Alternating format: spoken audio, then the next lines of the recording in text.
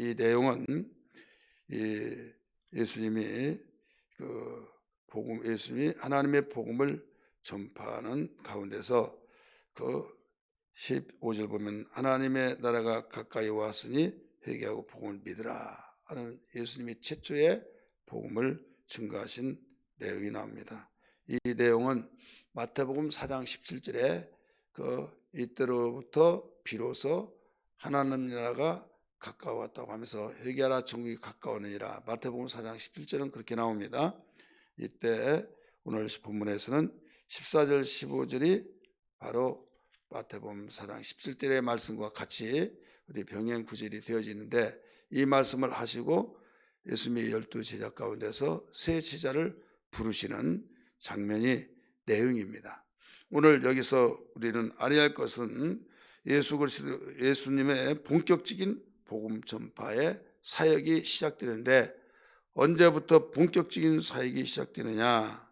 바로 침례 요한의 순환 후에 이루어졌다는 사실에 주목을 해야만 됩니다. 14절 보시기 바랍니다. 요한이 잡힌 후 이렇게 나오죠. 요한이 잡힌 후 예수께서 갈릴리에 오셔서 하나님의 복음을 전파해 이르시되 때가 찼고 하나님의 나라가 가까이 왔으니 회개하고 복음을 믿으라 하시더라. 이게 나오죠. 여기에서 우리가 무심코 지나갈 수 있는 이런 내용을 마가는 의도적으로 이 내용을 다루었습니다. 여기에서 마태복음 같은 경우는 옥에 갇히고 이런 말씀이 따로 문단이 나옵니다만은 이게 한 구절로 딱 줄여서 요한이 잡힌 후, 요한이 옥에 갇힌 후 이 말입니다. 이 옥에 갇힌 후에 갈릴리에 오셔서 복음을 전파했다. 마태복음 같은 경우는 회개하라 천국이 가까우니라 하신 말씀, 하나님의 나라가 가까이 왔으니 회개하고 복음을 믿으라. 회개와 복음을 증거하고 있다. 이런 말씀이에요. 여기에 왜 그러느냐? 왜 이렇게 예수님은 침례 요한이 잡히신 후에 본격적인 복음 전파를 이루어지느냐? 복음 전도 사역이 이루어지냐면, 예수님의 복음 사역 역시 고난을 배경으로 하고 있음을 암시해 두고 있다 이거죠. 예수님의 복음 전파 사역은 역시 고난을 배경으로 하고 있다. 그래서 오늘 저는 복음과 고난 제목을 이렇게 잡은 겁니다. 예수님도 이렇게 침례 요한처럼 붙잡혀 십자가에 못 박혀 죽으실 것이라는 것을 암시해 주고 있는 거죠. 예수님이 복음을 전파하다가 때가 차서 십자가에 못 박혀 죽으시잖아요. 그러니까 복음에는 반드시 고난이 따른다는 것이에요. 우리 기독교인들이 잘못 판단하고 이방인들의 신앙에 우리 미신을 섬기고, 우리가 예수님을 알기 전에는 이방신을 섬기고 세상신을 섬기다가 예수 믿고 보니 여기에서 근본이 바뀌지 않고 샤머니즘적인 믿음이 그 속에 잔재하고 있으면서, 그게 잠복이 되어진 바이러스는 언제 드러납니다. 기회를 봐가지고 고개를 들고 일어난다 이거죠. 코로나 바이러스는 빠르면 5일, 길게는 2주일 잘 알고 있잖아요. 잠복기가 있다가 어느 때 일어난다. 기회를 봐서. 마찬가지예요.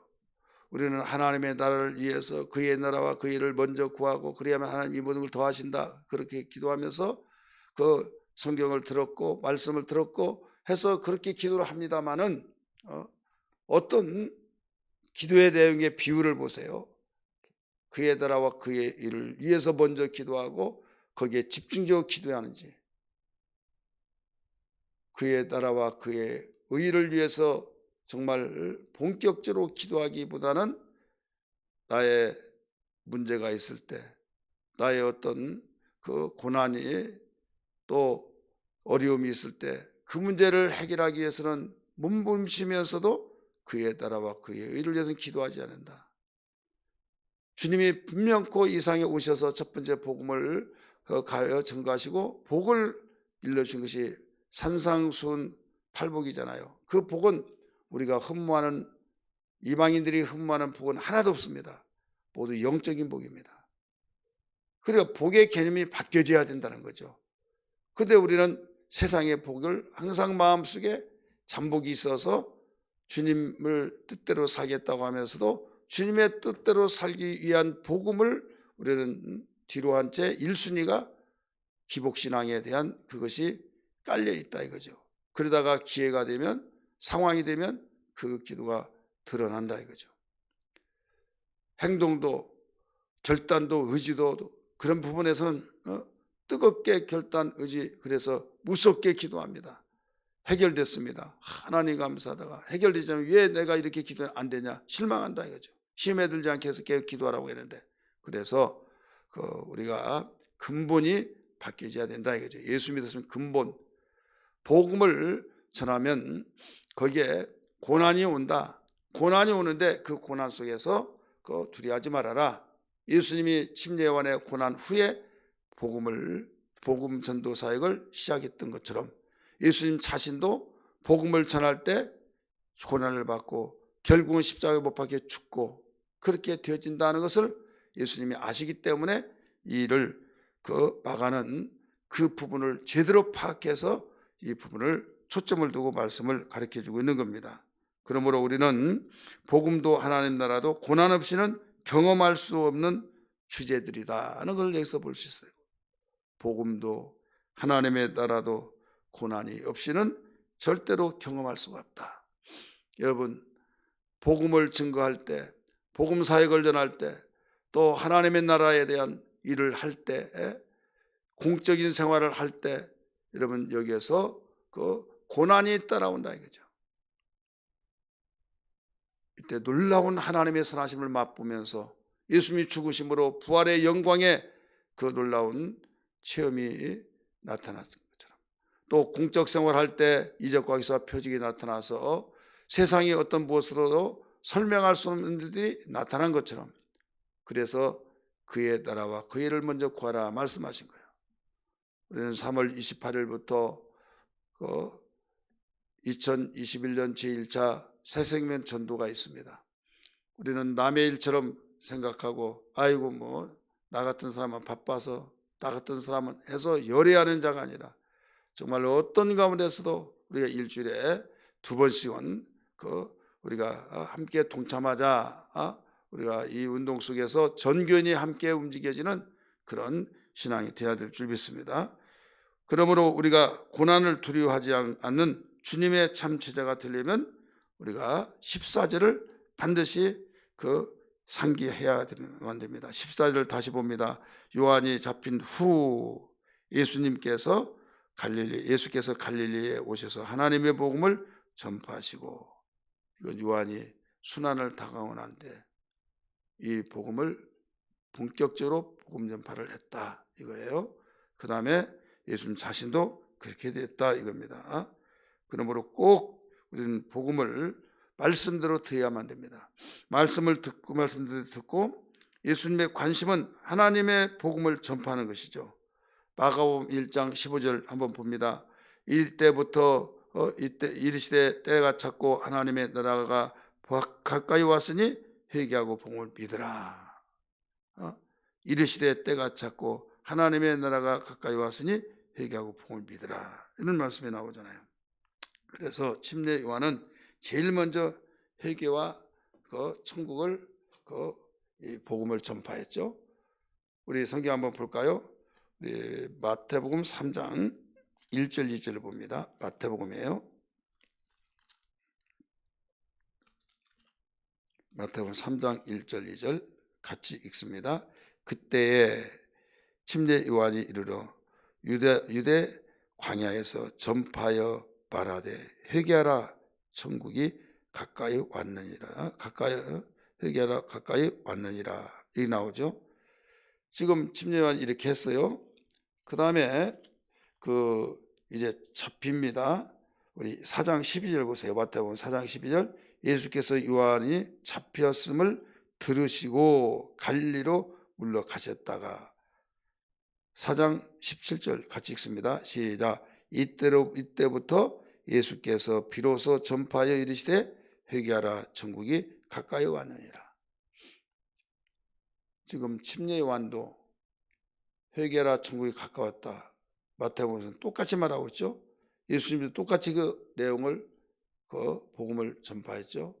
침례 요한이 여기에 고난이 따랐죠. 예수님도 고난 따르죠. 우리의 신앙의 모델이고 모범자가 되시는 교과서는 복음 전파에는 고난이 따른다.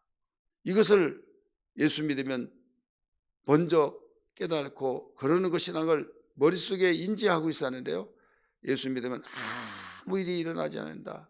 평안하고 축복받고 행복하고 왜 예수님은 하나님의 아들로서 하나님은 천지를 창조하시고 위대하신 분이기 때문에 어떤 일이 하나도 없고 좋은 일만 일어난다. 그러다가 문제가 일어나면요, 완전 다 나자빠져요. 왜 열심히 섬기는데 왜 그러냐? 우리는 신앙생활 제대로 알아야 된다. 교과서를 떠나서 교과서를 보지 않고 자기의 주관적으로만 생각하니까 그런 일이 생긴다 이거죠. 이런 설교는요 듣기 싫어합니다.